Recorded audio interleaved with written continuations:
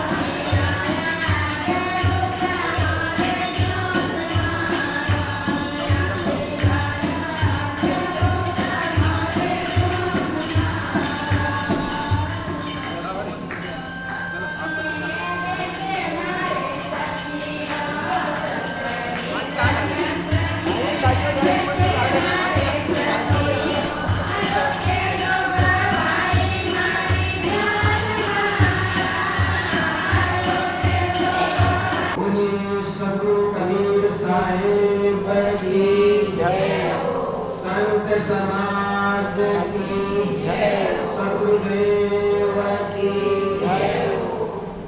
आप सब को बहुत बहुत धन्यवाद जो कि एक आमंत्रण में आप लोगों की मंडली यहाँ पर आई, और धन्यवाद इन माताओं को जो सबसे पहले 3 माताएं आई और जमीन नहीं बैठी, घर में कभी जमीन में बैठती नहीं माता की माँ खुशी बैठे भी होगी बैठी है। आप लोगों के जीवन में सदा ऐसी मुस्कुराहट बनी रहे, ऐसी हंसी कहाँ से आपका घर मुझे, और सत्संग इसलिए किया जाता है कि आपके जीवन में हंसी और खुशी है। आज सदगुरु कबीर साहब जी का 627वां जन्म दिवस है, और इस अवसर पर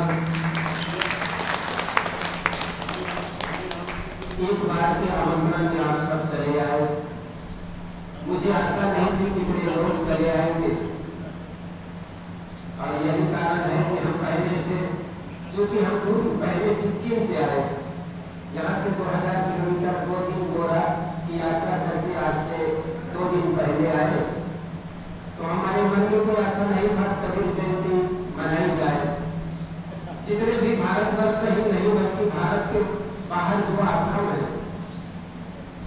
आश्रमों में आज के दिन सद्गुरु कबीर की जयंती मनाई जाती है। हर महापुरुषों की समाज को कुछ न कुछ देन होते हैं। मां सावित्री देवी, ज्योतिबा फुले, अम्बेडकर, भगवान राम, भगवान कृष्ण, ये सारे महापुरुषों के हमारे जीवन ऋणी है। कुछ न कुछ उन महापुरुषों से हमने लिया है और जिनसे लिए हैं।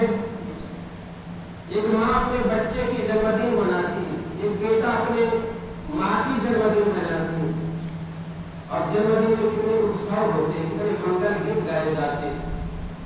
जो सद्गुरु कबीर जिन्होंने समाज को मानवता का पाठ पढ़ाया, जिन्होंने नारी और पुरुष में किसी प्रकार के भेद नहीं किया, उन्होंने कहा कहिया हम तुम एक लोग एक प्राण व्यापै हो। उन्होंने कहा सबके शरीर में एक ही प्रकार का रक्त है और एक ही प्रकार के प्राण है। पहले नारी जगत में भेद किए जाते थे, नारियों को शिक्षा का अधिकार नहीं दिए जाते थे, सार्वजनिक जगहों पर नहीं जाने देते थे। लेकिन इन महापुरुषों ने कहा कि जिस प्रकार पुरुष आगे बढ़कर के कुछ काम कर सकते हैं, समाज में रचनात्मक काम कर सकते हैं, उसी प्रकार नारियां भी आगे बढ़कर के स्वावलंबन जीवन जी करके अपने आत्मविश्वास, आत्म कल्याण कर सकती है। सद्गुरु कबीर एक ऐसे मानवतावादी संत जिन्होंने सत्संग की महिमा गाते हुए एक सुंदर पंक्ति कही, जीवन जोबन राजमल अविचल रहे न कोई, जो दिन जाए सत्संग में जीवन का फल सोए। जरा एकांत में बैठ करके कभी अपने आप से पूछना, मेरा अपना क्या है, मेरा अपना क्या है। कभी बैठ करके पूछना, आपके पास बहुत बड़ा मकान हो, लेकिन क्या वो मकान आपके साथ जाएगा? पत्नी हो या पति हो, वो पति या पत्नी क्या आपके साथ जाएंगे? संपत्ति चाहे जितनी हो, जब सिर दर्द होगा ना तो सारी संपत्तियां भी काम नहीं आती, वो बिना अकेला को भोगना पड़ता। जीवन में जितने दुख दिखते हैं निज दोषों के कारण है, जिनमें इतना ज्ञान नहीं वे दोष मिटाना क्या जाना। हमारे अपने जीवन में जो भी दुख दिखते हैं हमारे कर्मों के परिणाम है। वो बात अलग है कि वो कर्म अभी नहीं किए हैं, लेकिन पहले के कुछ ना कुछ कर्म है जिसके परिणाम में या तो हमें सुख मिलता है या तो दुख मिलता। साहिब ने कहा, बोए पेड़ बबूल का आम कहां से खाए। हर आदमी तो चाहता है हमें प्यार दे, लोग हमें सम्मान दे, लोग हमें सुख बांटे, हमें सुख दे। हर आदमी तो चाहता है अपने जीवन में हमें सुख दे, और करते भी इसलिए है कि हमारे जीवन में सुख आए, लेकिन दुख आता कहां से? कहीं ना कहीं हमारे कर्मों का ही परिणाम है। जब हम अच्छे जीवन को बड़े शान से जी लेते हैं तो जीवन में आई हुई कठिनाइयों को भी जीने के लिए तैयार रहना चाहिए। एक बार किसी ने पूछा कि कोई ऐसा शब्द बताइए जिससे देखकर अगर जीवन में दुखी हो, समस्या आए तो उसको पढ़ करके भी मुझे प्रसन्नता हो। अगर जीवन में दुख है तो भी उस पंक्ति को पढ़ करके मुझे प्रसन्नता हो, और जीवन में खुशियां आए तो भी उस पंक्ति को पढ़ करके मुझे प्रसन्नता हो। ऐसी कोई एक पंक्ति बताइए। तो उस विचारक ने, उस संत ने कहा था कि अपने दीवार में लिख देना, यह भी नहीं रहेगा। बात समझे? उन्होंने कहा कि एक पंक्ति दीवार में लिख देना, यह भी नहीं रहेगा। जीवन में अगर आपके आज प्रसन्नता है, खुशी है, तो ये खुशी के क्षण भी सदा बनने वाला नहीं, सदा रहने वाला नहीं। और अगर आपके जीवन में समस्याएं आई है, दुख आया है, तो ये दुख के क्षण भी कुछ क्षण बाद टल जाएंगे। इसलिए साहब ने कहा, खुल खेलो संसार में, बांध न सकते कोई। ये संसार में खुल करके खोलो, खुल करके जियो।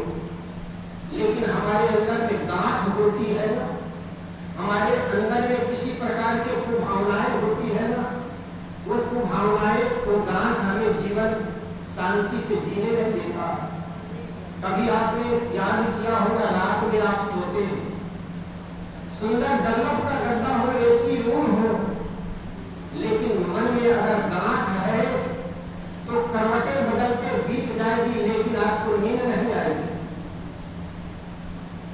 तन का बिस्तर मिल जाए पर नींद को तरसे नैन, तन का बिस्तर मिल जाए पर नींद को तरसे नैन, कांटों पर भी सोकर मिलता, कांटों पर भी सोकर मिलता, किसी के मन को चैन, अरे कोई कारण होगा, अरे कोई कारण होगा, जैसी करनी वैसी भरनी, चांदन ले या चांटे रे, अब धारण होगा, अरे कोई कारण होगा, अरे कोई कारण होगा, अरे कोई कारण होगा।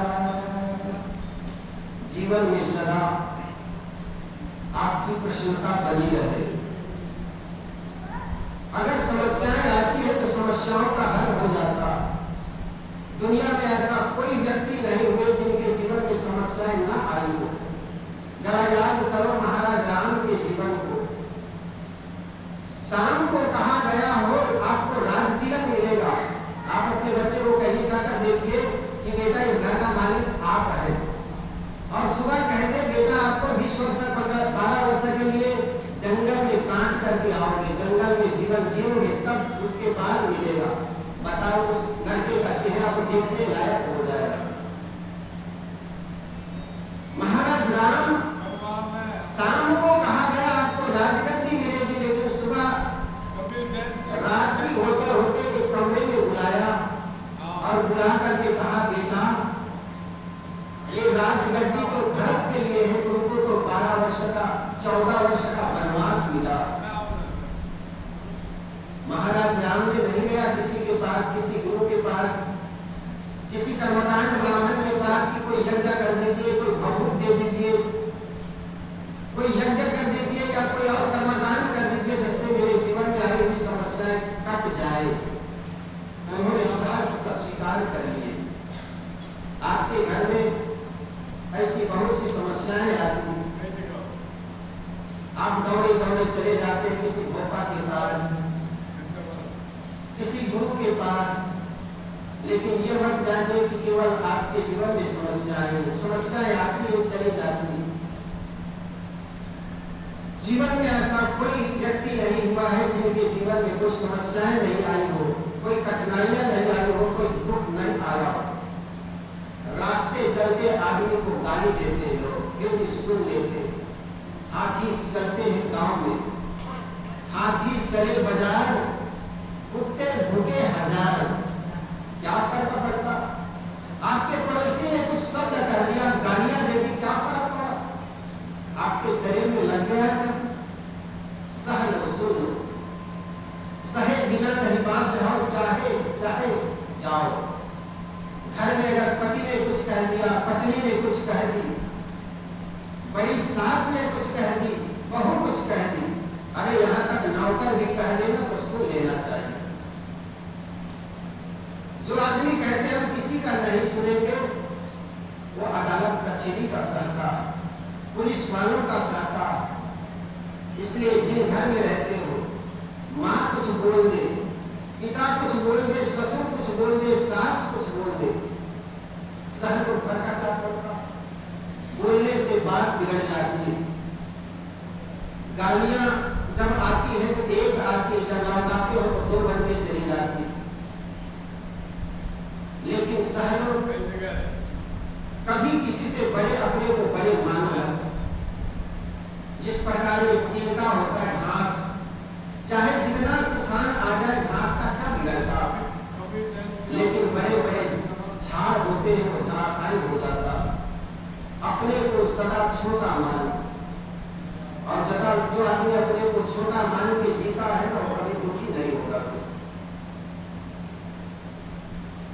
नीचे हाथ रखोगे तो पानी पिया जाता, झुक करके ही पानी पिया जाता है, लेकिन अकड़ करके आदमी खड़ा रहेगा पानी से वंचित हो जाएगा।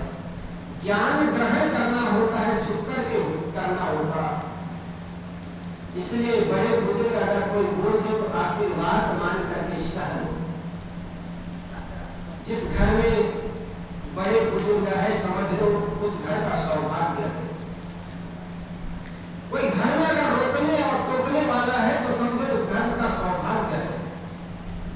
और वही रोकने और टोकने वाले चले जाते हैं ना, फिर आदमी आंसू भर भर के रोता, भंडारा कराता है। लोग पिता चले गए, माँ चली गई, क्या मिलेगा उनको? इसलिए सबके साथ प्रेम का बर्ताव करो। वचन तो सबसे मीठा बोल, वाणी का बाण बुरा है, जिसकी वाणी में मीठा पल है उसको सारा जगत चमन है, पर मन चाहे तो डोल रे वाणी का बाण बुरा। जिसके वाणी में कटसा होती घर के लोग भी दुश्मन हो जाते। महाराज राम से एक बार रावण ने पूछा, जब युद्ध से त्रस्त हो गए थे, परास्त हो गए, जमीन पर पड़े धराशायी हो गए, तब रावण ने कहा कि मैं कुल में तुमसे बड़ा हूं, मैं ब्राह्मण कुल का हूं, तुम राजपुरुष हो, क्षत्रिय हो, और क्षत्रिय ब्राह्मण से बड़ा होगा। मैं तुमसे कुल में बड़ा हूं, विद्या से भी बड़ा हूं, 4 वेद 6 शास्त्र के ज्ञाता, उत्तम कुल कुलस्थ के नाती माने जाते हूं। मैं धन से भी बड़ा हूं, लंका है सोने की नगरी, मैं तुमसे सभी भांति बड़ा हूं, लेकिन कारण क्या है? मैं युद्ध हार गया और तुम जीत गए। तो महाराज राम ने बड़ी अच्छी उत्तर दी। उन्होंने कहा कि मैं जानता हूं तुम विद्या में मेरे से बड़े हो, परिवार में तुम मेरे से बड़े हो, तुम्हारा धन संपत्ति भी बड़ी है, लेकिन मेरे भाई मेरे साथ है और तेरा भाई तेरा खिलाफ है। हम अपने लोगों को अपने साथ नहीं रख सकते, लेकिन जो लोग होते हैं जो औरों को भी अपने बना लेते हैं, वो आदमी को जीवन जीने का कला आ जाती है। और जिस व्यक्ति को जीवन जीने की कला आ जाता है उस आदमी को मरने की भी कला आ जाती है। सतगुरु कबीर ने कहा, जही मरने से जग डरे, मेरो मन आनंद, कब मरी हम कब पाई हम पूर्ण परमानंद। जिस मृत्यु को देख करके आदमी डरता है, किसी के मरने पर आदमी को देखो कितना भयभीत हो जाता है।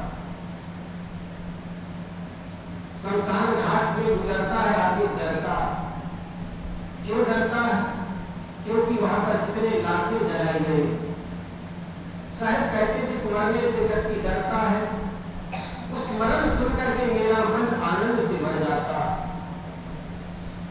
जिस व्यक्ति का हिसाब किताब गड़बड़ होता है, वो टैक्स ऑफिसर होता है, उनसे डरता। इसी प्रकार जिस व्यक्ति का जीवन अगर खराब है वो आदमी मौत से भी डरता। अगर जिस व्यक्ति का जीवन पूरा सही सही हो वो मौत से क्यों डरेगा? मौत तो जीवन का अंतिम परिणाम है। जिस दिन हमने जन्म लिया उसी दिन से मरना शुरू कर दिए। एक लड़का का उम्र आप 10 वर्ष हो जाता, आप कहते 10 वर्ष के बड़े हो गए, बड़ा नहीं। अगर वो आदमी 80 वर्ष जीता तो 10 वर्ष उनके जीवन का घट गया। हमारा जीवन हर क्षण घट रहा। हम शमशान घाट को मरघट कहते हैं। मरने की घटना जहां घटे उसको मरघट कहते हैं। आज तक शमशान घाट में कोई मरा है क्या? मरा है कोई? शमशान घाट में कोई मरा नहीं, लेकिन हम उसको मरघट कहते हैं। हमारे घर में रोज कोई ना कोई मर रहा है। 2 वर्ष पहले पिता चले गए, 3 वर्ष पहले कोई और चले गए, साल भर पहले कोई और मर गए। तो सारे मरने की घटना जो है घर में घटती है, लेकिन घर को हम मरघट नहीं कहते।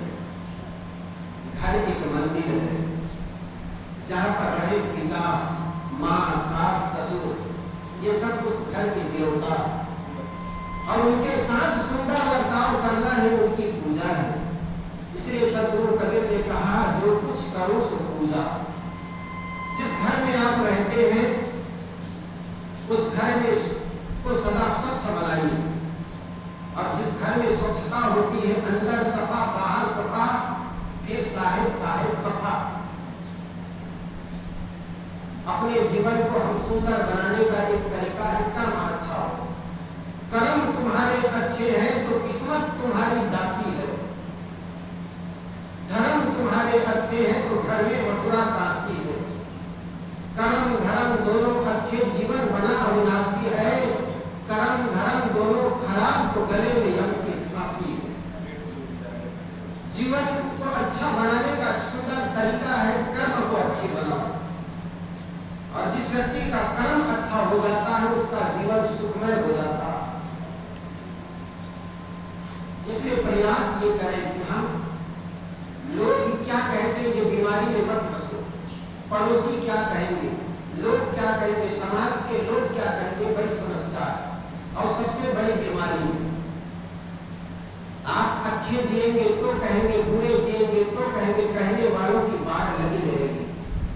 अगर तुम हंसोगे तो भी हंस देगी दुनिया, अगर तुम रोओगे तो भी हंस देगी दुनिया। छुपा लो जख्म, पोंछ लो आंसू, अगर देख लेगी तो हंस देगी दुनिया।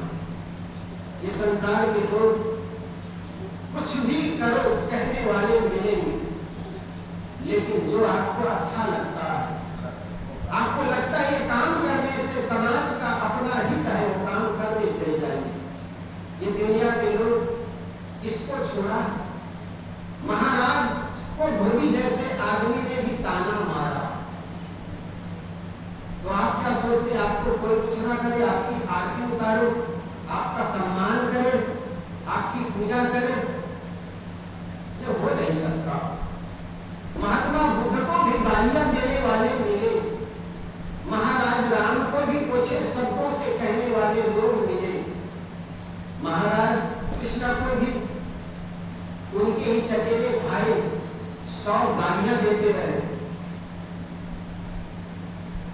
तो आप क्या सोचते हैं, आपको समाज के लोग सदा हार माला पहनाते रहे?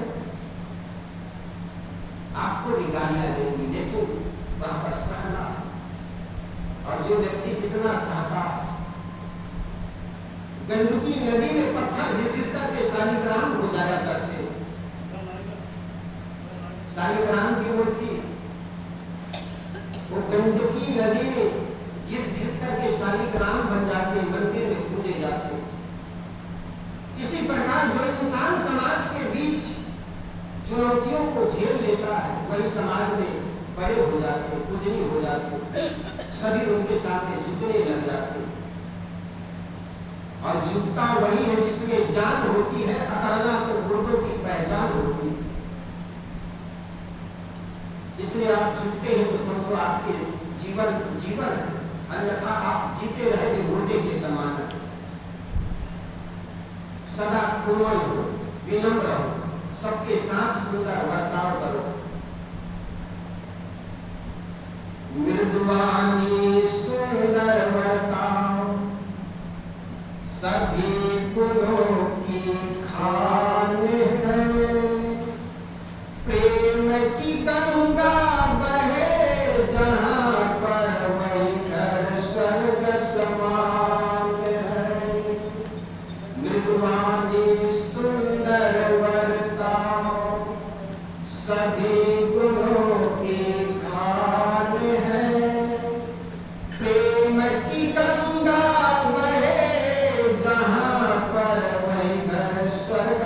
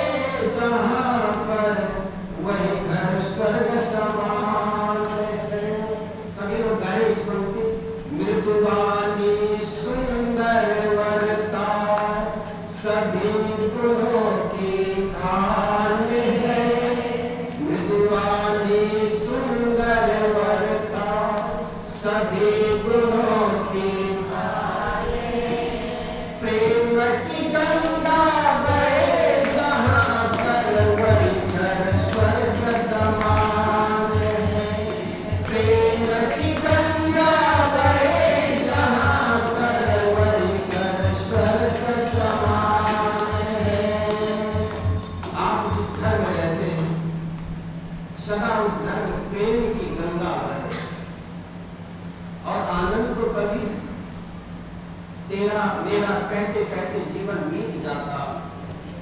जिस घर में आप रहते हैं उस घर के न जाने कितने दावेदार चले गए। जिस मकान में जिस जमीन पर आप पैमाना कराते पट्टा बनाते और कितने लोग उस घर से उठ करके चले गए।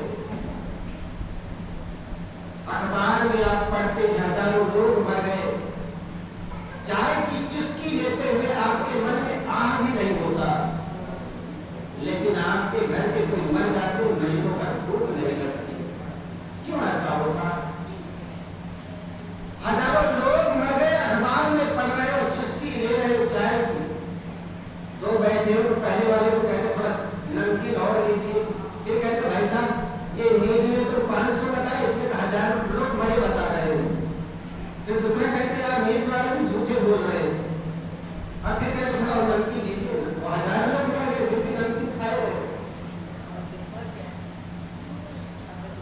जिससे आपका स्वार्थ होता है, जिससे आपसे मोह होता है, कुछ काम होता है, उनके मर जाने पर आपको महीनों भूख नहीं लगता। क्यों? क्योंकि उनसे अपना स्वार्थ था। कल तक उनसे प्रेम करते थे, कल तक उनके साथ चलते थे, कल तक उनके कंधों मिलाकर चलते थे। आज नहीं रहे। हर क्षण याद आती, भोजन करते, दरवाजे पर पैर रखते, बाहर जाते, गाड़ी की आवाज सुनते बस लगता है वो वहां गए। क्यों? क्योंकि कल तक उनके साथ जीते थे। मौत जब आती है अचानक आती, फिर वहां पर किसी का बहाना नहीं मिलेगा। आज तो हजार बहाना करते, बाप जी बच्चे स्कूल से आए नहीं थे, पति के लिए रोटी बनानी थी, हजार बहाना। लेकिन मौत जब आएगी कोई बहाना चलता? वहां न चलेगा, वहां न चलेगा, बहाना किसी का नहीं चाहिए, दिल दुखाना किसी का नहीं चाहिए, दिल दुखाना किसी का। सदा ना रहा है, सदा ना रहे, जमाना किसी का नहीं चाहिए, दिल दुखाना किसी का नहीं चाहिए, दिल दुखाना किसी का। आपके कारण किसी व्यक्ति के होठों में मुस्कान आ जाए, खुशी आ जाए, तो समझना आप बड़े सौभाग्यशाली हैं। और किसी के कारण, आपके कारण किसी की हंसी और खुशी छिन जाए तो आप बहुत बड़े दुर्भाग्य आदमी हैं। इसलिए आप ऐसे करिए कि किसी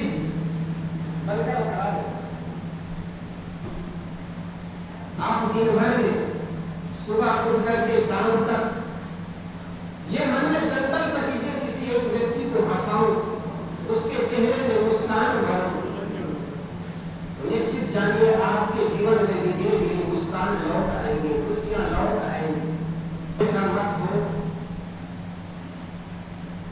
कि हमारे पास के लोग चले जाए, जाते हुए हमारे न चाहने पर भी चले जाते हैं। लेकिन सत्संग के जो घड़ियां होती वही काम आती है, जो बातें होती। बहुत बार ऐसी घटनाएं घट जाती हैं जो असहनीय होती है, और ऐसे ही समय में संतों के द्वारा बताई हुई वाणियां हमें याद आती हैं। तब ये बात हमें लगता है कि वास्तव में संतों ने जो कहा है बिल्कुल सही है। जब तक हमारे बाल काले होते हैं, चेहरे अच्छे होते हैं, पैर सही सलामत होते हैं, तब तक बड़े अंधकार होता। लेकिन एक दिन ऐसा आता है चेहरे में शिकन पड़ जाते हैं, बाल भोला पड़ जाते हैं, पास में पोते भी बैठने से इनकार कर देते, दादा की दाढ़ी गढ़ते। कल तक उसी दादा से हमें प्रेम मिलता था, प्यार मिलता था, लेकिन आज उनकी जाने का इंतजार करते कैसे घड़ियां आ जाती। चलो गुरु भज लो, गुरु भज लो, गुरु भजने का मौका है। गुरु भज लो, गुरु भजने का मौका है। सुनो तो आपने जाना, मैं बोलता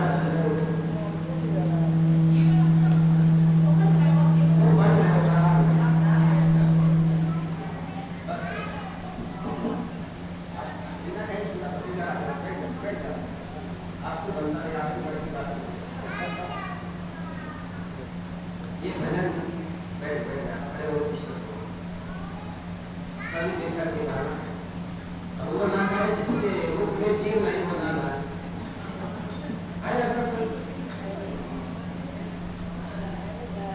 गुरु भज लो, गुरु भज लो, गुरु भजने का मौका है। गुरु भज लो,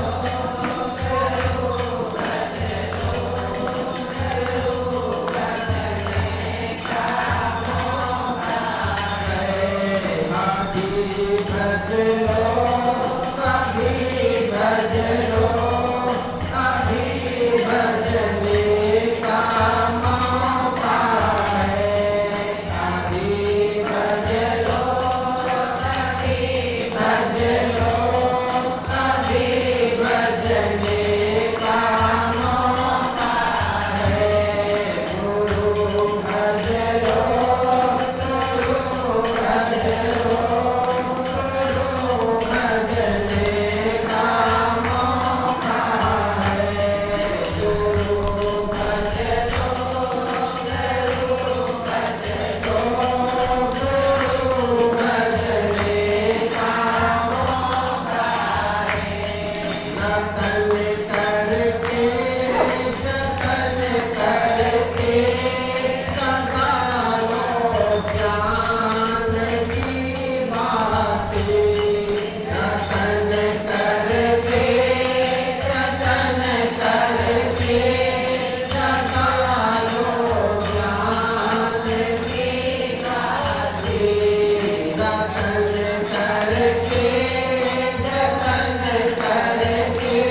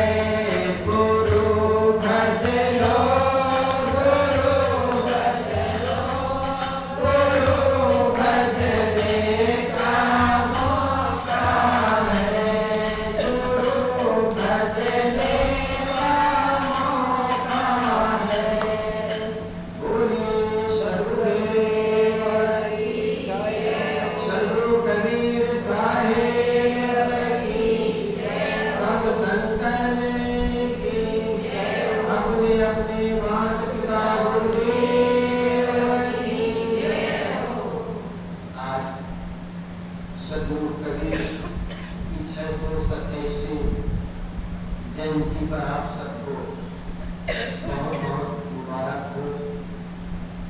आपके जीवन में इसी प्रकार सत्संग के फूल खिले,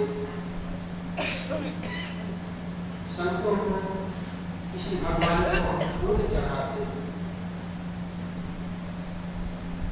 फूल किस लिए चढ़ाते? ताकि को नहीं चढ़ाते। फूल इसीलिए चढ़ाते ताकि उस फूल की तरह हमारा जीवन फूल कितना कोमल होता। और ये संदेश ये सीख देते हैं कि आपका भी जीवन वैसे कोमल हो। और जिस व्यक्ति का जीवन कोमल हो जाता, विनम्र हो जाता,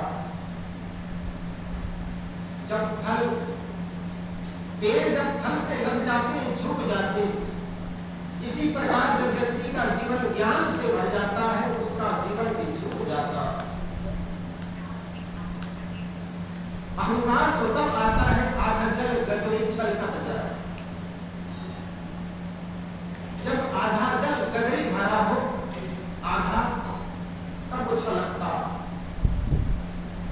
लेकिन जब आदमी पूर्ण हो जाता है, जैसे साहब ने कहा, हल्की थी तब तक चढ़ी तराजू, पूर्ण भय तब क्यों तौले। जब तक हम किसी से मुकाबला या किसी से हम तुलना तब तक करते हैं जब हम हल्के होते। अब देखो गांव के लोग एक दूसरे से तुलना करते हैं, बड़े भाई छोटे से बढ़ गया या बड़ा छोटा से बढ़ गया। तुलना कब तक होता? जब तक पूर्ण ना हो जाए, बड़ा ना हो जाए। लेकिन वही जब पूर्ण हो जाता है, ये तौलना नहीं रह जाता, तुलना करना नहीं रह जाता। विनम्रता व्यक्ति का आभूषण होते हैं। बाहर के श्रृंगार को केवल देखने का होता है, लेकिन विनम्र व्यक्ति का सबसे बड़ा व्यक्ति का आभूषण है विनम्र हो जाना, सब लेना, छुप जाना, गम खा जाना। ये बहुत बड़ी बात है और सबसे बड़ा आभूषण है। और जिस व्यक्ति के जीवन में आ जाए वो व्यक्ति बहुत धन्यभागी। एक घर में एक बिटिया थी, एक लड़की थी, और अकेली लड़की हो तो कभी कभी अकेली बेटा हो या बेटा हो ना, घर में बेटी हो या बेटा बिगड़ जाते। माँ बाप का लाड प्यार ज्यादा मिलता है, बेटी हो या बेटा बिगड़ जाता। वो बेटी गलियों में घूमती, किसी बच्चे को पीट देती, अल्लाह स्वभाव थी। और माँ के लाड देते पिता थे, माँ उसको ऐसे लाड प्यार दी कि बेटी बिगड़ गई। शादी होकर के गई तो वहां भी उनका ऐसा ही स्वभाव था। उनके घर में 2-3 बहुएं थी, देरान जेठान और थी, सास थी। पहले 2 महीना तो देखती नहीं बहुएं, हो सकता है शादी के कारण ये लेट से उठती, 8 बजे उठने की आदत। घर के सारे बहुएं लगभग सुबह 6 बजे 5 बजे उठ जाती, पोछा चौका लगा लेती। और भोजन जब बन करके एकदम तैयार, चाय वाय बन करके तैयार हो जाती, 8 बजे उठ करके अंगड़ाई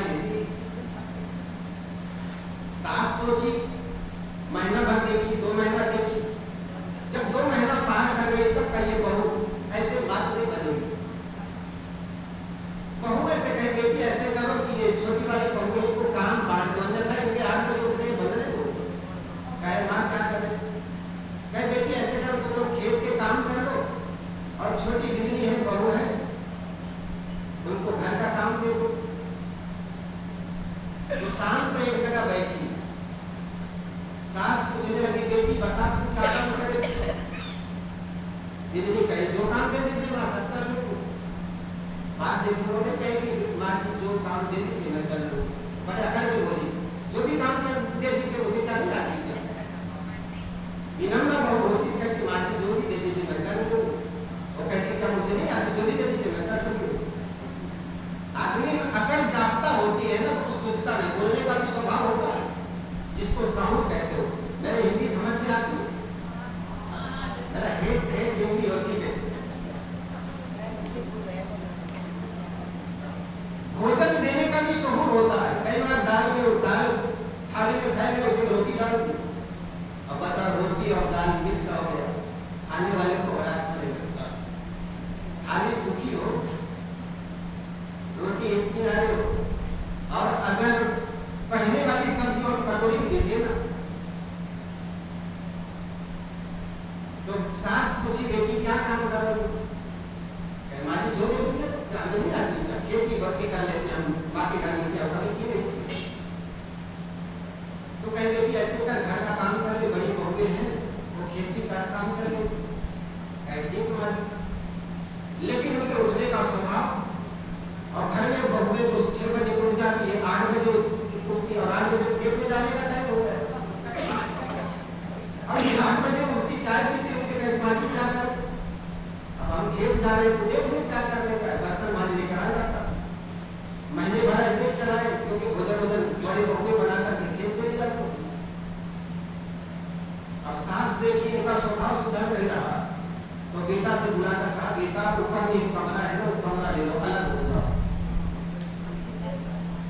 बेटा का आंसू निकलता, रोता है, बेटा तुम हमारे प्यारे हो, लेकिन बहू के कारण क्या करें? वो अकेली रहेगी तब शायद सुधर जाए। माँ जी जैसे आप किया तो ऊपर छत पर एक कमरा बना हुआ, वहां पर रहने लगे। होली का दिन आया तो लड़का ने कहा आज पूरी कुछ बना लेते, बेसन का बड़ा बना लेते। तो बड़ा मैं के लिए 1-2 आदमी के लिए 1 पाव बेसन बहुत होता। लड़का ने ले आया 1 पाव बेसन, 1 पाव बेसन, और छोटी सी कटोरी में करके बहुत परात लेकर बैठ गए। अब पानी 1 लोटा पानी में हो जाता, तो बड़ी बूंदी लेकर बैठ गए। अब बता, अब वो डाले कैसे? तो एक हाथ में तो बेसन बोल रही थी, वो कोहनी कहते, इसको क्या कहते हैं, इसे ऐसे मारी पूरा पानी चले गए। अब पकौड़ी बना के थोड़ा गाढ़ा चाहिए, वो 1 लोटा 2 लोटा पानी चले गए। अब 2 लोटा पानी चले गए तो पकौड़ी तो बने ना। लड़का देख रहा है बना पकौड़ी, पकौड़ी ने बने तो लड़का ने कहा कम से कम भाभी से पूछ लीजिए, भाभी से पूछ ले जाएंगे हमें पकौड़ी बना के क्या। अब जिनके पास अकल ना हो, अकल देने वाले बहुत मिल जाते हैं, पूछो तो सही पकौड़ी कैसे बने, पूरी कैसे बने। इतना अहंकार, इतना कि हम पकौड़ी बना नहीं आती, ऐसे कोहनी से मारा पूरा पानी परात भर गया। अब पानी से भर गया, लड़का देख रहा, देखते देखते मुस्कुराते हुए ले पकौड़ी बना। पकौड़ी नहीं बनाए क्या, कढ़ी बना देंगे। लड़का ने कहा कढ़ी बनाने का भी अकल हो तो कढ़ी के लिए तुम्हें गाढ़ा चाहिए। उन्होंने कहा थोड़ा और गाढ़ा कर लेंगे, फिर एक इसमें मारा तो पूरा बाहर भर गया। अब वो पकौड़ी बनाना, कढ़ी बने। लड़का ने कहा अब तो पकौड़ी बना पाई ना तो कढ़ी बना पाई, अब करोगे क्या? अरे नहीं बनेगा फेंक देंगे। लड़का ने कहा फेंकने का भी तो अकल हो। होली का दिन था और छत पर मकान था। लड़का ने कहा फेंकने का अकल हो, फेंकने का अकल क्या नहीं आता है कहते हो, अभी फेंक देते हो। बेचारे ऊपर दूसरे छत से जैसे पानी उठाकर फेंकी, उधर से पुलिस वाले निकल रहे थे। होली का दिन था और गलियों के छापा मारने के लिए पुलिस निकले हुए थे।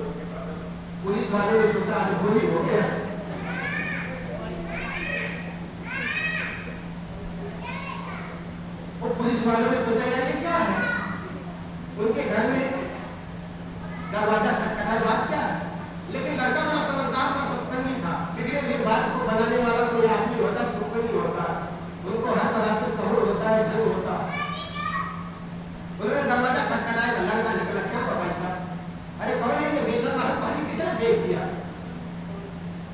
बावली बयंदी है क्या? सरकार मेरी पत्नी है और सरकार उनकी आंखें कमजोर हो, उनको दिखाई नहीं पड़ती, तब पुलिस वालों का सब ठीक है। तो जीवन में सदा विनम्र बनो, कोई काम नहीं आता पूछ लो बड़े से, बड़े बुजुर्गों को पूछ लेने से, सलाह लेने से कोई बिगड़ नहीं जाएगा। बड़ों का आशीर्वाद इसीलिए कहते हैं फलता है फूलता। कोई समस्याएं आती है तो समस्याओं का हल साथ में आता। घर में सुनता सलाह ईटिंग और मीटिंग, जिस घर में भोजन बैठ करके साथ साथ करते हो और किसी काम को करने के लिए सलाह आपस में लेता हो, उस घर में कभी झगड़ा नहीं होता। कभी कोई बात को लेकर के तू मैं हो जाओ, लेकिन गांठ मत बनाओ। अगर गांठ बना लोगे तो सुलह के सारे दरवाजे बंद हो जाएंगे। इसलिए घर में अगर बर्तन होते तो आवाज होती। महाराज राम रामायण में भी हुई है। अब 3 पत्नियों को संभालना बस राजा दशरथ की भी बस की बात नहीं। महाभारत में युद्ध हुआ, लड़ाइयां हुई, लड़ाइयां झगड़ा बातें होती रहती, लेकिन वह व्यक्ति बड़े सौभाग्यशाली है जो अपने अंदर उसका हल खोज लेता। सारे समस्याओं का घर हमारे मन होता। मन में जब अहंकार आ जाता है, आदमी किसी का सुनता नहीं, करता अपना मन का। भले आप कोई भी चीज जानते हैं, हर चीज जानते हैं, लेकिन बड़े बुजुर्गों को पूछ लोगे ना तो उनका भी अहंकार तृप्त हो जाएगा। मुझे बच्चे ने पूछा, बहू ने पूछा, और पूछने में जाता क्या? इसलिए बड़े बुजुर्गों का सलाह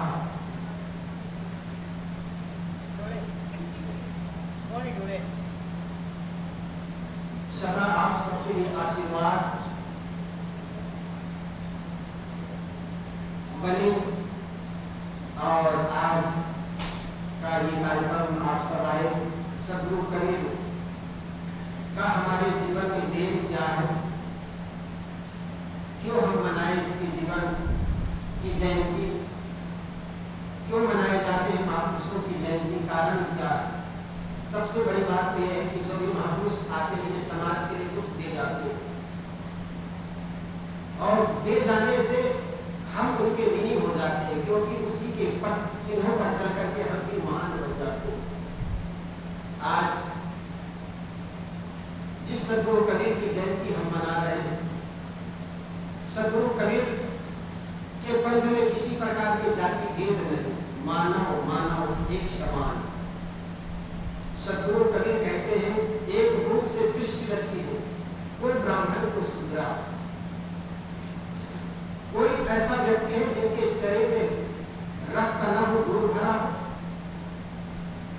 कोई ऐसा व्यक्ति है जिनके शरीर स्टील से या प्लास्टिक का बना है, सबका शरीर में चाम लपेटा हुआ है और सबके शरीर में गंदगी भरा हुआ है। फिर कौन बड़ा हो गया और कौन छोटा हो गया? इसलिए सदगुरु कबीर ने कहा, वो हिंदू को तुम कहा वे एक जिमी पर रही। जिस प्रकार एक सोने से अनेक आभूषण बनाए जाते, आप चाहे गले का नेकलेस बना लीजिए या पैर का अंगूठी, उंगली का अंगूठी बना लीजिए या पैर का पैर और कुछ बना लीजिए, उसका नाम अलग अलग हो सकता। मिट्टी का जो बर्तन बनाते मिट्टी वही होते, लेकिन उसी से आप मटकी बना लेते हैं। सब्जी पकाने का अलग बर्तन होता है, पानी पीने का अलग बर्तन होता है। बर्तन अलग अलग हो सकता है, लेकिन मिट्टी तो वही है। इसलिए इसी प्रकार सदगुरु कबीर ने कहा कि सबका शरीर एक समान है और सबके शरीर में चेतन आत्मा, और जो व्यक्ति उस चेतन आत्मा को समझ जाता है वही ब्रह्म हो जाते हैं।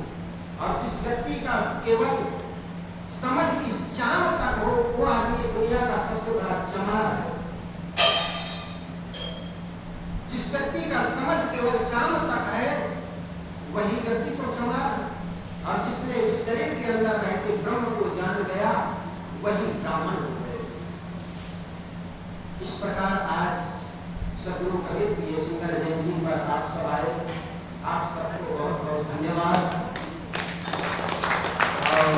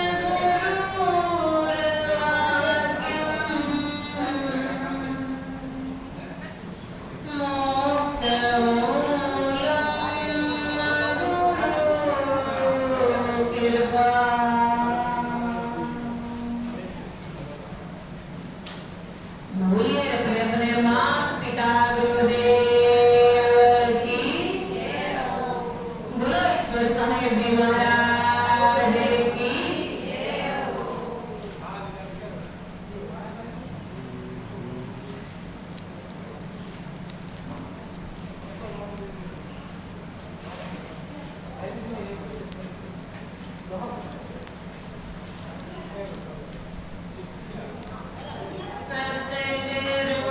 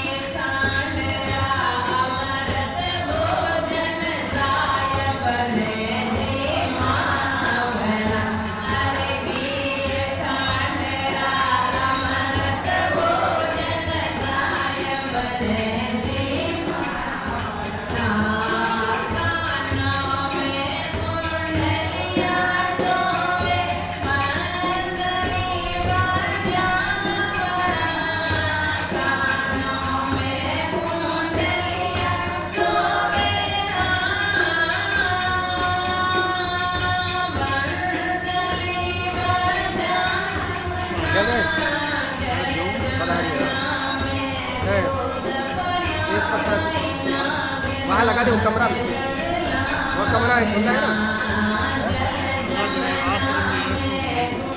शांतिलाल।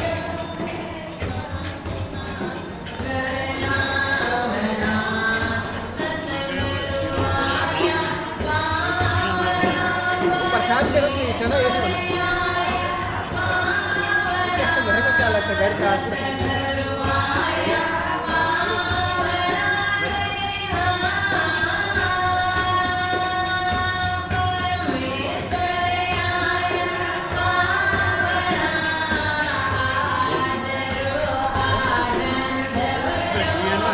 सीधा आपके तरफ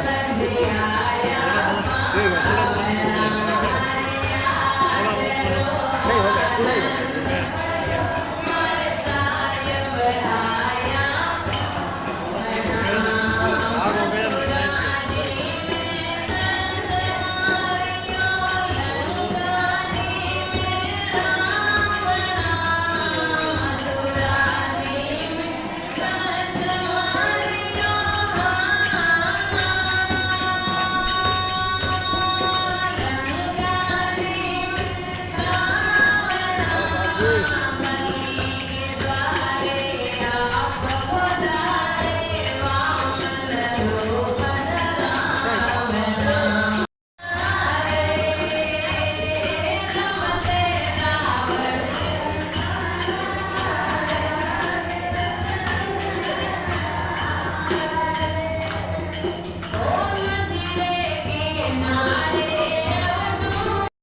दशा करता रे आपकी, देश दशा करता रे आपकी, लिख लिख कागज फाड़ियो सतगुरु पूछे रे चू।